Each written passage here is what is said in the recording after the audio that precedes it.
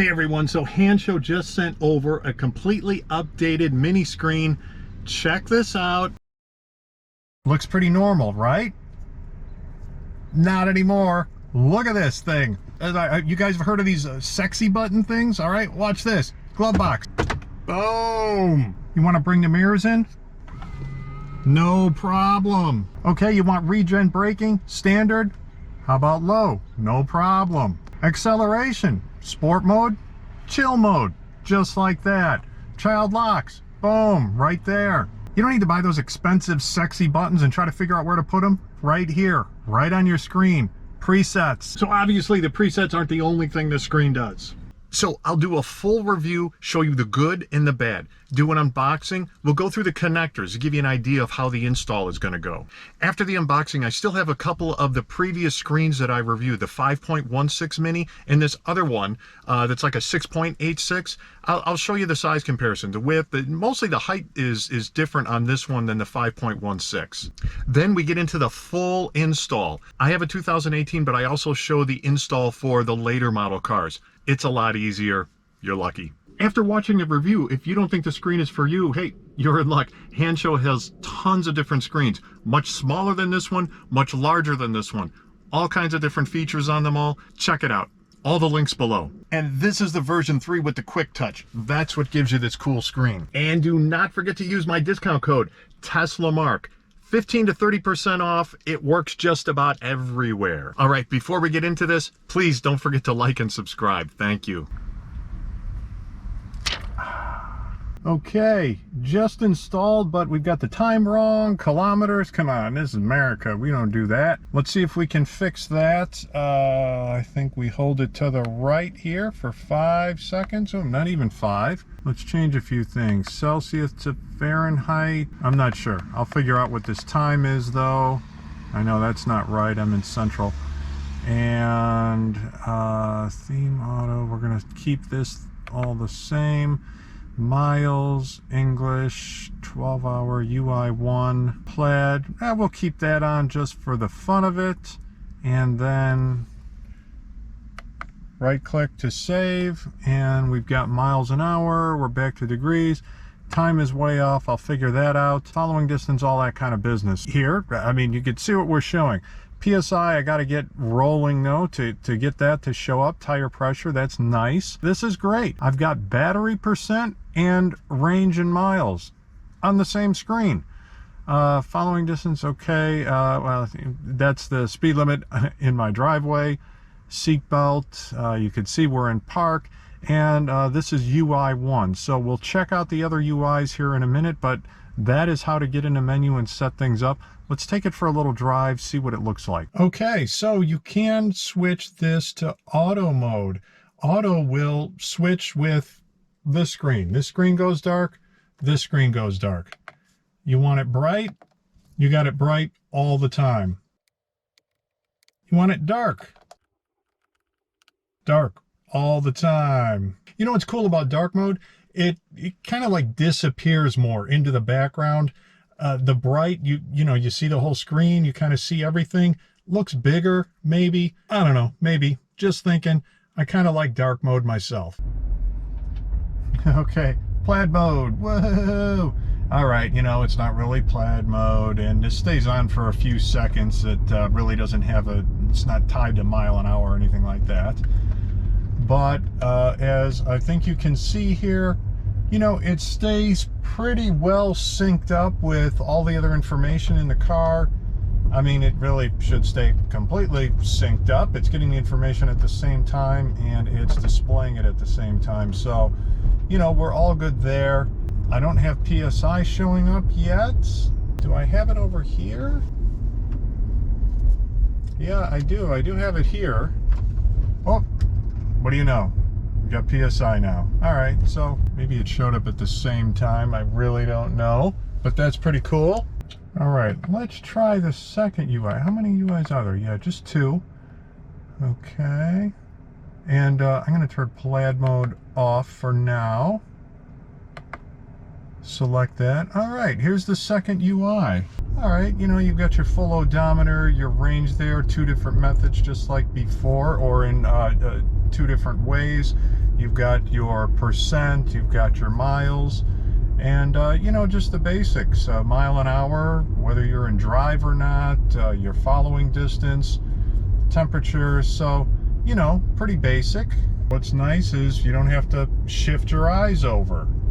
Now it's just kind of, you're looking straight ahead, and, you know, just a quick little nod down, if that, and just to see how fast you're going. Okay, now honestly, I like UI 1 better because I like seeing this tire pressure. I get really caught up in the change of seasons. I want to know what my tire pressure is. Temperature is either getting a lot warmer or a lot colder around here. I'm in the northern area, Chicagoland, and it happens. Now, all right, we're in the middle of summer. It's not that big of a deal, but it's still. Anyway, I like having that tire pressure there at all times. Let's try a couple simple things here. Here are the brights. That's showing up nicely. Turn signals, okay. That's pretty basic. Now, though, let's see what happens when we put FSD on. Now, I have FSD beta. That does cause a little bit of an issue sometimes on these screens, but well, let's see what happens. Yeah, see, I've got the steering wheel here, but none here. And other things too, you know, if you have a door open, boom, shows you that. Obviously, all 4 doors, front, trunk, everything shows up here. All right, let's see what we got in the box.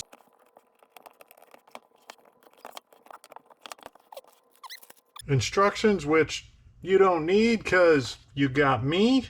All right, let's see, okay. This is what has become pretty standard in terms of connectors. Now, let's get to the screen. All right, this tool will probably come in handy. Now, let us see the screen. All right, look at that. Very low profile. Now, remember, we've got this plastic on here. You can see how sharp the screen is there, but we're going to leave this on until we get it installed. But look at the finish here. Very factory, very OEM-like, which Hansho has no problem with doing. All of their products match up with all of the OEM materials in the car, so that is great. And here's where we're going to plug in the screen. And that's it. That's all we've got. So, all right, let's do a bit of a comparison. I've got some of the previous screens that I've done. This is the new one. It is advertised as what is a 4.6-inch screen, all right? Super mini, low profile. The most recent one I've done is a 6.86 screen. Really cool. Check out a video. This one's from TMA, but you can check this screen out. But you can see it is a much higher profile in pretty much every direction. It's got a front camera on it though and everything, so you know, if you're interested, check that out. But you can see the size difference here. This is really what I want to compare. And then this one here, previous Hansho screen, a 5.16-inch screen. So width is pretty much the same, but it's the height, right? So this one being a lot taller. So you know, anyway, direct comparison between the screens. This is also a very good screen. It's pretty popular. Check that video out. But yeah, so let's get this new one on the car. I will show you now. We have to put this is the factory leather piece. We're going to put that on here. All right, let me show you what is going on here and what will happen with the install. So what we've got here are just a number of different options based on your car, based on your year. This is going to plug into the screen, okay? So that's out of the way.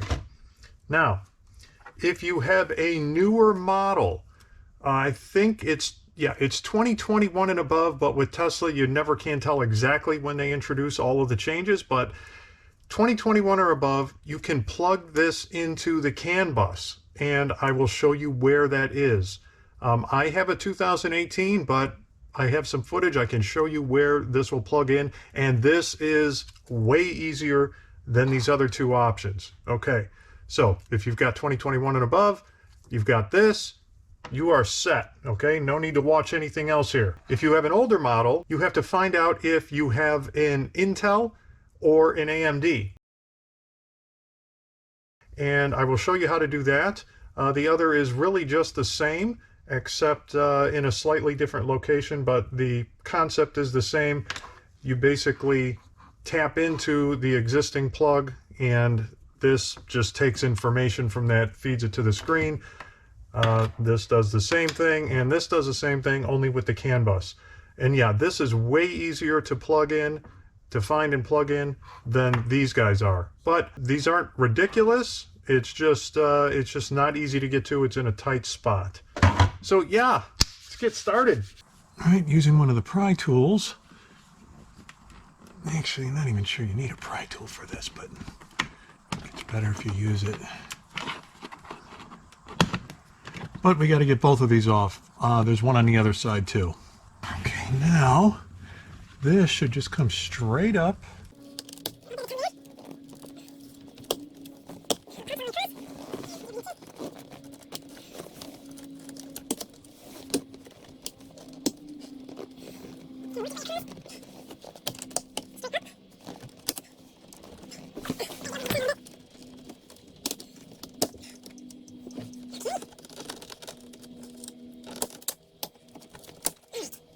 That is out.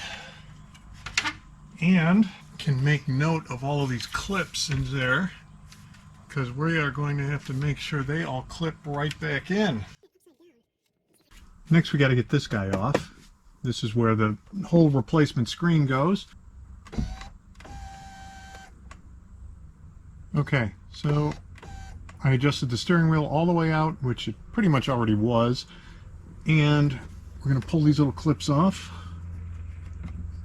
And another reason why you want some kind of a pry tool, although you could use a screwdriver here.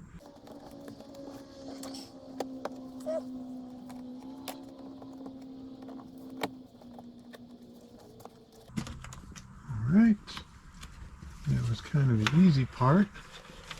Now, we gotta lift this guy up. More clips.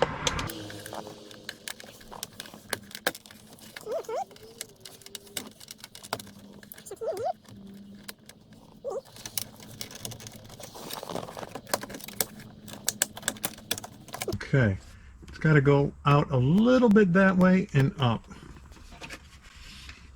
in order to get this piece out. All right, look at the difference here, or the lack of difference. I mean, that is the exact factory finish. We need to move this over to this.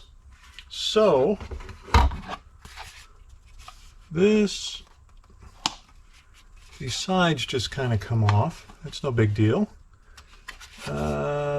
That comes out of there, and these look like they just need a little bit of a pinch. Oh, that one's that way. That one you pinch. There we go. Pinch it a little bit harder. All right, put that one aside, and then this one.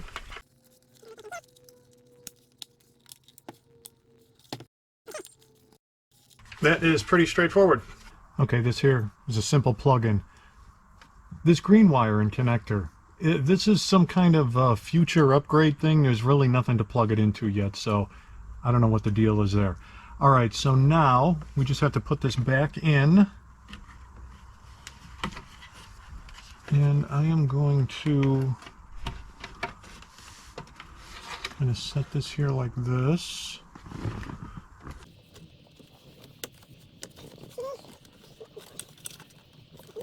Make sure you have the steering wheel as far back as possible, and then I'll show you how I tape this up just to keep the cables down so they're not bouncing around potentially.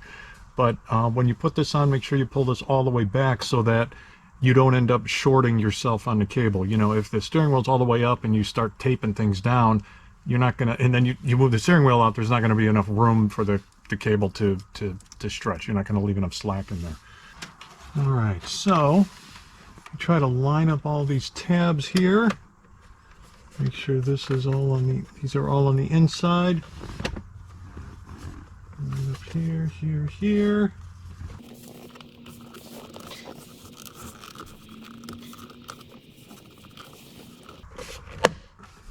Okay. This is good.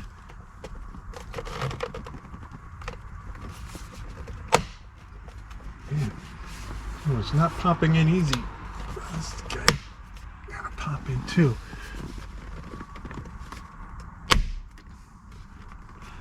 All right, I got to admit that took a lot of force.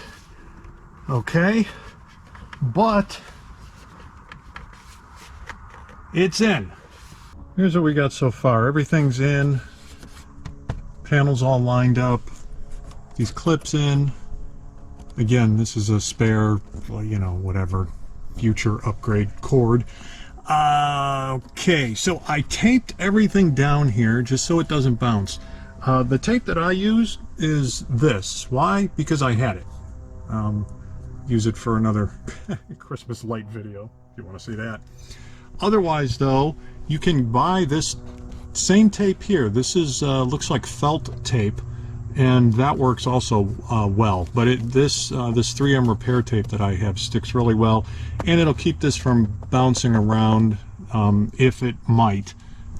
I'm not sure if it will once we put the dash back on. But here is where I ran the cable all the way through.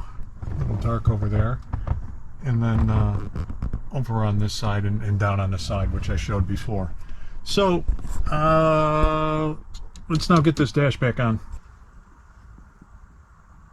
Don't want to scratch anything up, but you can see where we've got all of our alignment tabs and tabs that need to pop and click in. So trying to kind of line all this up to begin with.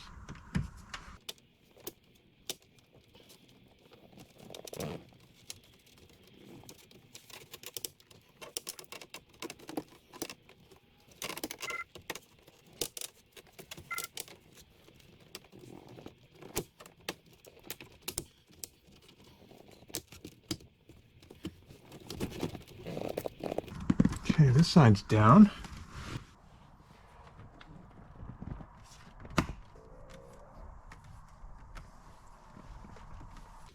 Let's pop these guys back in.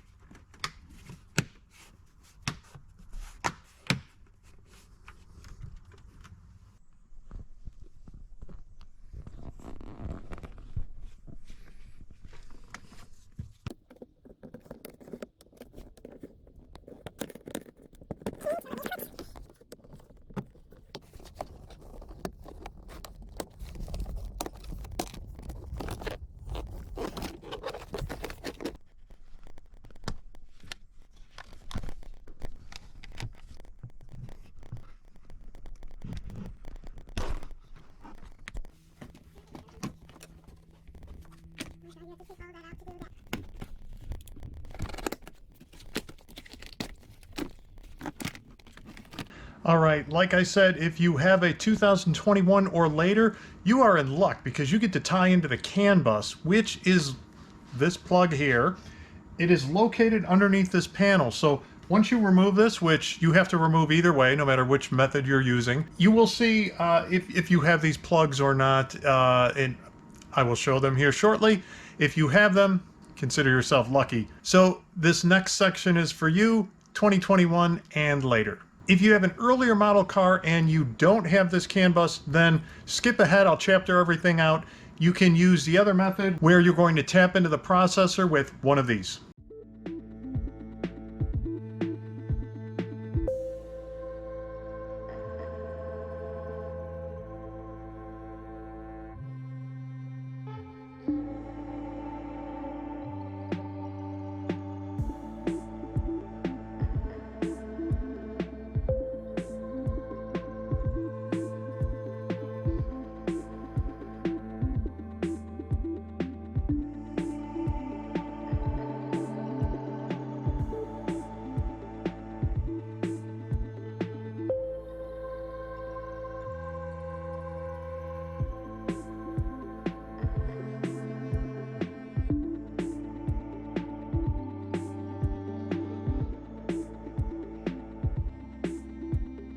Okay, so this is the most challenging part. you have to get up under here. This is a computer that we need to tap into. There is a middle connector here that's gray. That's the one we need to get to. Let me show you how to do that. Okay, now the idea in plugging this into the computer is to create a pass-through. So in other words, I'm going to unplug the computer. This is going to plug into the computer, and then the plug that we take out is going to plug into here. So really the computer is still plugged in, only this is going to tap off of that and go to our new screen. All right, it's pretty simple. That plug up there is just like this. So the idea is that we have to push this centerpiece in and pull out at the same time. You don't need to power your car down ahead of time. You can safely unplug that without powering the car down first.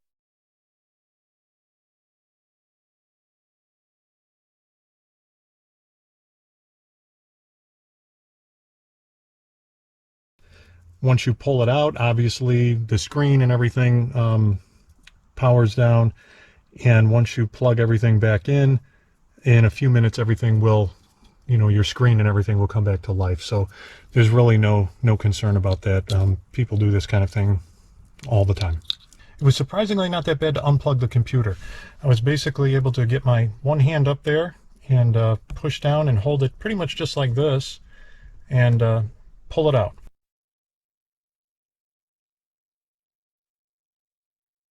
Here from the top, we see the factory connector is now plugged into the hand show screen connector with the pass-through here. And now the pass-through end here has to be plugged into the Tesla computer. Now, you could do this the other way around. You could plug this end into the computer first and then plug the factory computer connector into the hand show pass-through, which is the way I ended up doing it. Either way, it's tight and you kind of have to pre-bend the wires and connectors to, as I said in the other part here, to just kind of get things lined up ahead of time. And then honestly, just kind of relax. If you can't get this thing in, take a break, come back to it in a few minutes. It's once you're done, you realize it really wasn't all that bad.